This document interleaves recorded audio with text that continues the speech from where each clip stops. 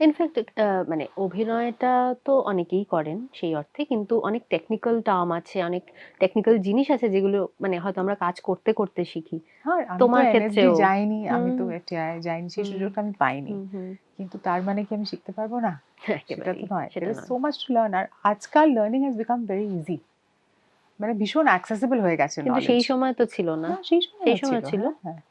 I mean, watching movies is the best way. Right. আজকাল অনেক কিছু নেটফ্লিক্স, ইউটিউবে আছে, তখন হুম, আমরা ডাউনলোড করে করে দেখতাম হুম, হুম, ওয়ার্ল্ড হুম, সিনেমা। হুম, কিন্তু it was available, but you had to make that effort. Hmm, আর সেই এফর্টটা তো, আর আমি তো দেখি যে এখন লোকে কম এফর্ট করে, হুম, when everything is more accessible. ঠিক। সবাই খুব কমপ্লেসেন্ট হয়ে গেছে, না আমি তো অভিনয়টা জানি। হুম, আমি তো এখনো অনেকগুলো ছবি দেখি, এখনো নোটস বানাই।